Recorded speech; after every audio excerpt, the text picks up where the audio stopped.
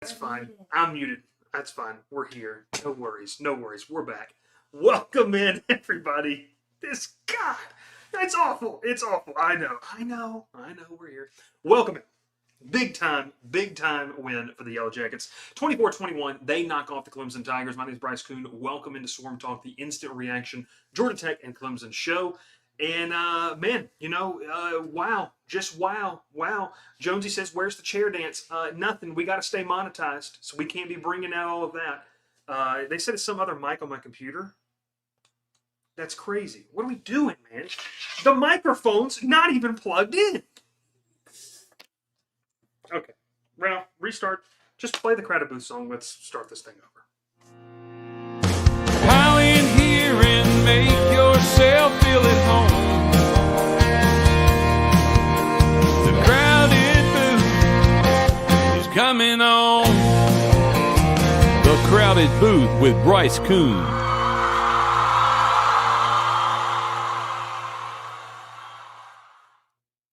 Welcome in. It's the post-game reaction Georgia Tech Clemson show. We are back. Clemson thought they could come back in the second half.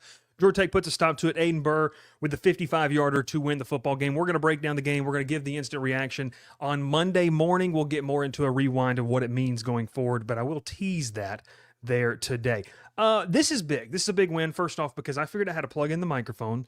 It was coming through the camera, which I have never in my life had this come through the camera. The webcam we've got going on, that's crazy. Mickey Mouse production, it might just be. Who knows? All right, welcome in. Make sure you like, make sure you subscribe. This is crazy. I'm too juiced, Zach. Zach, are you still picking me up in about 40 minutes? That's what I need to know. That was just the noon slate of college football, by the way. Buckle up. We've got big 3:30 games. We've got a big evening slate on the docket there as well. This is massive. Before we get started, let's go ahead and call out our presenting sponsor for all of our Georgia Tech shows, Section 103. I'm rocking the polo right here. You can use code TCB10 to get 10% off of your order. Whether it's an LSU polo, whether it's Georgia Tech polo, make sure you check them out. They do a fantastic job, and they do great. And I like what they do. And they're a presenting sponsor of us all season long there as well. And you can't ever forget about our sponsor for the entire season, All Natural BS, right? That bug spray that really, really works. So make sure you check out our friends over there. You can use code TCB15 to keep your patio, your tailgate safe, whatever it is. But you know what you can't? You know what All Natural BS doesn't work on? It does not work on the Yellow Jackets. That's for sure. All right, let's dive into this game reaction. Welcome in. Like, subscribe, and let's talk about it. First off, what a win. What a win. And what did we talk about on Thursday morning in the live show about the keys heading into this game? What was the phrase that I used? Can you beat them in the phone booth? Georgia Tech indeed did beat them in the phone booth. They knocked off Clemson playing their own brand of football. And Clemson, there's some things about the Tigers that I don't want to take away. And, I don't want to take away what Georgia Tech did. Clemson has some things to figure out, though, man. Like, Georgia Tech straight up beat them. I'm not taking anything away from the Jackets, but that was just, they're not very good offensively in what they do. And shout out to the defense for playing well. Shout out to, whatever they were able to make adjustments in the second half, but Georgia Tech straight up beats them. Let's kind of break down my thoughts on it. First off, Haynes King. The Haynes King effect was alive and well, and the toughness factor that you saw in this game. 2 weeks ago I called him a gamer. Brent Key, not Brian Kelly. Brent Key called him an elite manager of the game, and that's what he did for you in this game. They didn't put the ball in harm's way, continued to control the tempo, control the clock and what they wanted to do. To me, very well played game from Haynes King. Everything you could have asked. This was a Haynes King special on national TV, in the national spotlight there in that 12 o'clock game. So that's awesome. That is that's what you love to see right there. That's what you want out of your star players, right? When you have a game where you need your star players to play like stars, Haynes King steps up to the challenge and does just that. And look, a lot of people, especially in the Discord, were kind of all over the place with how they felt about Buster Faulkner. He's going to stay tried and true to what they do. And it's about, 4 or 5 different plays that they, don't really deviate from, but they like to continue to keep in the rotation. I thought you did a fantastic job of keeping Clemson off balance. I talked about this. I didn't think Clemson was, team speed-wise. I didn't think they would overwhelm you, and they didn't. Like, I'm not trying to pick on anyone in particular. Wade Wood is not very good. I'll just say that, just not very good. So to me, we'll see what happens going forward. But the biggest thing I take away from this game is obviously what Haynes King was able to do. The final line on King's stats, he was 20 of 28, 211 yards through the air, no passing touchdowns, no interceptions, though you like to see it. He also had 101 yards on the ground with a rushing score on 25 attempts. We'll because you know us, we're always going to nitpick things. Isaiah Canyon, another big, kind of standout in this game of what you saw. 5 catches for 56 yards. He got going really, really early on. Liked what he brought to the table. The physical target. He caught all 5 of his targets, which was huge. Jamal Haynes got involved. He had over 60 yards of total offense. Malik Rutherford, 4 for 22. Eric Rivers with a big 42-yard catch there early in the game. Hosley, decent game, a little bit of change of pace back for you. Zion Taylor had a big 18-yard catch, caught his only target. And then Dean Patterson, right, had the 6-yard pass there as well.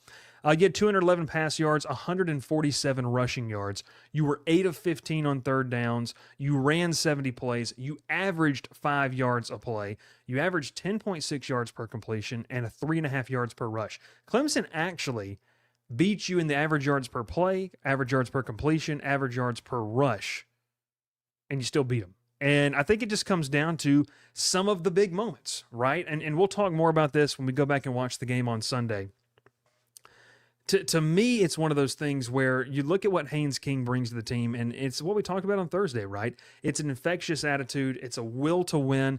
It's an inability to quit. I mean, I made the joke in week 1 that, like, this guy's going to end up in a full body cast. Like, the wear and tear meter is going to be a full throttle there is in terms of what he does. But, man, he's not going to give up. He's not going to blink, and they didn't do that. And King did a fantastic job, I thought, of keeping you in the football game. And what did Brent Key talk about? Keeping things calm. When Clemson made their run, right? Haynes King's right in the mix. That's why you have him as your starting quarterback and as one of your captains and things that you need to do. Like, that's why you have him right there. So Haynes King's toughness, to me, was the difference. Completely the difference in this football game. The mental toughness and the physical toughness was the difference. So this is a massive win for Georgia Tech. I'm going to get to the third part of the show and where I talk about this. And Raph, we'll make another banner here too. I talked a little bit offensively there as well. Look, I'm going to dive in on Sunday to maybe some of the play calling issues that people had and whatever. I mean, you just need to go back and rewatch the game. This is more of the instant reaction to what we've got going on. But Haynes King led your team and you won a football game. Storm the field as you should. Have fun. Enjoy it. Because, look, I mean, you haven't beat them in a very long time, and you should enjoy those things. All right, so let's go to the next topic conversation here, Ralph. You don't have this one in here. You can write it out, though. Just the defense steps up. And I think that's kind of a weird topic to put when you look at some of the stats, right? I mean, look, Clemson had 381 yards of total offense. They ran 61 plays. They averaged 6.2 yards a play, 13.8 yards per completion, 5 yards a carry. And I think a lot of that obviously came in the second half. But look, I said this going into the game, right? After what I had seen from in person back in week 1 against Clemson, I didn't feel like they had the elite athlete, the elite speed, the better roster that would necessarily overpower you or overwhelm you. And that gap has been closed with the way that Georgia Tech has recruited, with the way they've developed, and then obviously with just Clemson just falling off a little bit. So that chasm has kind of decreased a little bit in terms of that. So what you saw on display on Saturday was the ultimate, what you saw on display was the ultimate display, was the ultimate example of being able to win your job and win your battle one-on-one. And Georgia Tech, more often than not, and obviously because the score is, one of those things that is a close ball game, you're able to win just enough battles to be able to be victorious and win the game. So this is, to me, it goes back to the defense making big momentum shifting plays. That, the first half you got 14 points, but truthfully, the one time you drove the ball down the field on them, you came up empty on the fourth down play. But a missed field goal and then the fumble was a massive game changer for you to even really get points in that first half. This defense is entirely different than what we saw 2 years ago. And I would say it's another step in the right direction. I don't want to say Tyler Santucci didn't do a good job. They did a fine job last year, but you're starting to see them playing. And look, if you've been tuned into this show, we know we got a lot of new people watching, over 400 live. Make sure you like, make sure you subscribe on all the platforms. If you have been watching this show for any length of time, we've talked about when you have the ability as a defense to understand what you're doing and not think about it, you play fast and free, and it changes everything.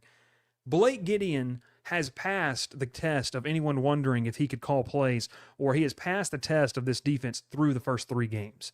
You've played 2 Power 4 opponents, you've beat them in close ball games.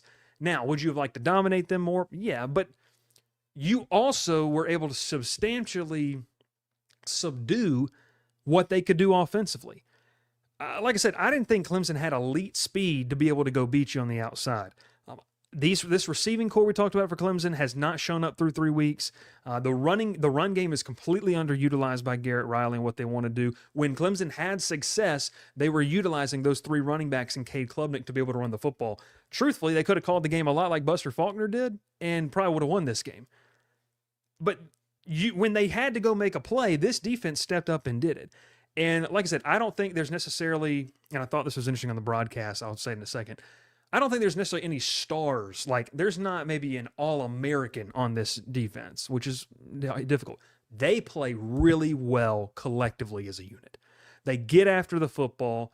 You know, Louis Riddick talked about this multiple times on the broadcast. They swarm, no pun intended, they swarm to the ball and make tackles. So to me, it's one of those things where you kind of get out there and you're seeing what they're able to do. You're countering it by playing fast, free, and physical, and understanding and staying true to your teaching and your development. You don't have to play outside of yourself. You don't have, 10 guys playing the role, their assignments correctly, and 1 guy freelancing. Georgia Tech's had that in recent years. You don't have, miscommunications or botched defensive play calls. They play well together cohesively as a unit, and they made big stops when they needed to.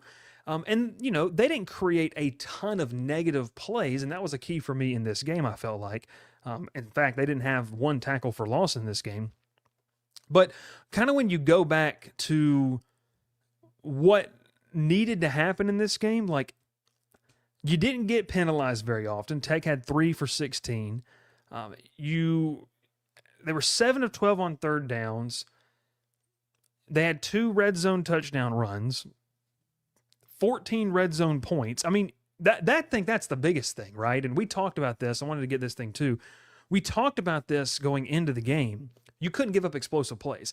I didn't think Clemson was super explosive, but if they hit on some of those, that's when their momentum could get rolling. The 3rd and 22 play, obviously, they built momentum and scored on that drive. Clemson scored 21 points in the game.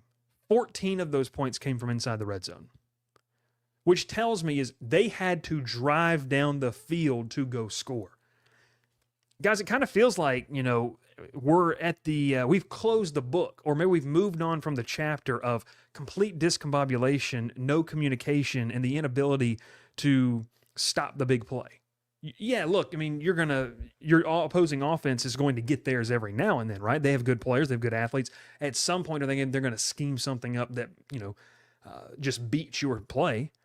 But it's not happening with such regularity to the point of where you are just, we'll see type of thing, or we hope we can stop them, or you're having, averaging a 20-plus yard play every 7 to 8 plays. Like, Georgia Tech used to live in that world. We don't live in that world where Georgia Tech's doing that defensively anymore. So I love the way that they called this game defensively. I love the way the guys stepped up. Like I said, I don't know if there's maybe we'll see. I don't know if there's a bona fide, day one type of guy on this defense right now. They just play really collectively well. Like, they just play very, very well collectively. And that's something that you wanted to see them do this season. I really, really like that. Like, I absolutely love that. So, by the way, also, E.J. Lightsey, Louis Riddick talked about it. He had the conversations with some of the staff members. They felt like that E.J. Lightsey was probably the best player, like best pro prospect on their team. I've been harping there as well that they have this ability to develop guys. And I've told you the linebacker position, like, you've got a pretty high floor there. E.J. Lightsey is a dude. He's a dude. Sideline to sideline, play recognition. You saw that multiple times. The front played really well in this game. Like I said, they're not getting home, but Cade Klubnik's not comfortable. And I think that's a mixture of some things, here too. I think it is two things.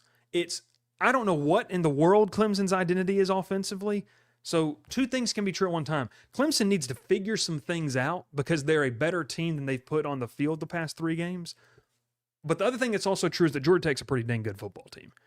And you're going to see in my rankings, I'm just going to release a personal ballot because who knows where Georgia Tech's going to be placed by by the Crowded Booth Committee this week. Georgia Tech's a good football team. And to me, they're at least a top 20 team in the country when you're looking at what they've done. So I like what they did there. I like the aspect of just building and crescendoing to a place where you're growing every single week. This was a good performance. It can always be better, and you're building and you're stacking wins while you get there. So it is it's awesome. I love this. I love this. Great game, physical football game. Talked with some people who were there, was texting back and forth. The atmosphere was amazing. Hats off to the student. First off, hats off to the students. Seriously. Georgia Tech student body has bought in to Georgia Tech football. And when I made the jokes on Thursday to go buy tickets, some people did that. Hats off to Ryan Alpert. Hats off to this administration for finding creative ways to get this student body involved in that. And I absolutely love that. I love that about them. So they're building. They're trying to crescendo to a spot to where you're playing your best football late in the season. You want to do that while you stack some wins, and it's very interesting there as well. So a couple more of the key stats I wanted to get to before we talk about what is next, and then we get you out of here and get ready to watch some more college football on the afternoon. That first half I thought was interesting was I'm going to be real. I'm going to speak real here. We always do this. You've got a opposing team you're going against and went against. And I just said this 2 minutes ago. Clemson needs to figure some things out. Absolutely needs to figure some things out. I took Georgia Tech to win this game regardless. I said Tech by 10 plus, but Clemson should be better than they are. And I don't know what the deal is. I don't know if it's, I don't know. I have no idea what the deal is necessarily with them. The first quarter summary, look, you gained them 134 to 66. They couldn't really do anything. You ran 19 plays. You averaged almost or a little over 7 yards per play in the first quarter. They had the turnover. They lost the fumble. You kicked a field goal. You beat them almost 8-6 or 9-5. I'm sorry, 9-6 in time of possession. That second half, you held off their attack, and I think that's the biggest growth point, right? And so, Ralph, let's hit the last topic of conversation here. What now, right? What do you do now? So when you look at this schedule with what you have, and we were talking about this about halfway through the game, Ralph and Gavin were at the house with me here. You start to kind of realize even more how much this is important when you look across college football and you look at what, other resumes could potentially look like. Georgia Tech really, really needed this game. Really, really needed this game. You're going to close Temple next week. Then you're going to go to Wake Forest. And then you got a bye week. And you hit probably the most critical stretch of games that's going to determine, are you in Charlotte? Are you trying to go to Charlotte? Or are you in the outside looking in? When you host Virginia Tech, you go to Duke, host Syracuse, at NC State. I'm not saying you're going to lose those games. It's just a critical 4-game stretch there from October the 11th to November the 1st that I think you could go 4-0 in those games. I genuinely do. You got to do that. And if you do that, man, you're probably with 2 conference games left in the driver's seat to go to Charlotte. So, what now? You keep building off of this. You play Temple next week. You flex your muscles, show authority, get Aaron Philo some more snaps. Continue to build the depth on this defense. To me, it's one of those things where you do that and see what happens. You go to Wake Forest, go take care of business on the road away from Bobby Dodd. That'll be something that's really important. So I think just what now says is it doesn't reset expectations. For a lot of people, it proves what they thought. For other people, it proves what they wanted to know. And I think for me, It confirms what I thought might happen, but I wasn't sure and I needed to see it. That's probably what it does for me. So it'll be interesting. It'll be interesting to me what happens going forward. I think this is a good football team, a solid football team. I've got a couple things on the mind of what we're going to talk about on Monday where you could obviously maybe nitpick around against a better offense. What are you going to have to do? But here's the thing, too. When you look at that schedule, guys, I don't know what offense you're going to be playing that's going to be able to go put up 30-plus points on you. Truthfully. Maybe Duke. Georgia? Okay, that's 2 teams. So if your defense is playing this well, the lack of a vertical passing game doesn't come as much of a concern to you. So we'll see what happens. What's next? This is a big win. Program-defining win under Brent Key. This solidifies you in the ACC race. It makes you a playoff contender, and it gives you an early leg up, right? This is why I love these early, pre-week 4 conference games, because the juices are flowing, and you can look back on games like this and say that's when the data point proved true, right? You went on the road and beat Colorado, who looked terrible last night, by the way, and I don't know what in the world Deion Sanders is doing. You beat the crap out of Gardner-Webb, but then you hosted Clemson and you won the football game, right? So, and under hit, by the way, best bets live. I just love where they sit, man. I love where Georgia Tech sits coming out of this game. You got to keep momentum rolling. It can be a very, very special season. That critical 4-game stretch from October the 11th to November the 1st is going to be very important. The back half of the schedule offers opportunities to solidify your spot. And look, I mean, you can talk about it. Like, this can be a playoff team. You know what you've accomplished so far through 3 weeks. Can that carry on to the rest of the 9 games in the regular season? We'll see. We'll see. The last part on, I see some comments over here as well. Well, and we'll get to that on Sunday. Just maybe some of the nitpicky things of what you can clean up, things that you can maybe be better at. It'll be interesting to see. But man, this is an awesome win. +2 in the turnover margin, Maxwell says, is huge for us. No, it is. It totally is. Hey, is my phone in there? Yeah, it is, Ralph. It's right here. It is in here. So big win. Bryce is a GT hater. He said they're at least a top 20 team. Book it, baby. Book it. There we go. So I love it. It's awesome. We'll see kind of what happens going forward. Jackets are live, baby. I got pumped up on Thursday. Maybe we need to get that pumped up every single preview episode. You're a top 20 team, Clayton. See what happens from there. I think you're a top 20 team. If they're not top 20, it'll be interesting. I got to kind of see what else happens in college football. But that being said, we appreciate you watching. Make sure you like, make sure you subscribe. This is just the instant raw reaction to what's happening on the field. Georgia Tech, Aiden Burr kicks the 55-yarder, career long for Burr, 24-21. They knock off Clemson. And, man, it's a big one. We'll be back live, obviously, tomorrow night with our full weekend recap with all the fellas. And then on Monday morning, I'll have a show for you where I'm kind of rewinding some things there as well. So it'll be interesting. I'll lock it in. And, hey, and Clayton, I'll talk to him. I'll talk to that person in the press box tonight. How about that? How about that, big dog? 600-plus people watching live. We appreciate you. Continue to share. Continue to do some things that we have. Checking out all the channel content that we have. We'll might have a little game day vlog for LSU Florida coming out this week. So make sure you check us out. Subscribe. Like the video. Like the stream. Follow us on the social media platforms. Georgia Tech, big winners. Hey, and the whole crew picked it, right? I picked 10+. I was feeling a little overzealous. Thought they had it there for a second. I did think Tech was going to run them out of the building for a second there because Clemson's offense just looked defeated. So see you in a little bit, Zach. See you in a little bit. There we go, right there. See you later. We'll catch you next time here on the Crowded Booth Swarm Talk. Jackets win. Pile in here and make yourself feel at home. The crowded booth is coming on. The Crowded Booth with Bryce Koon.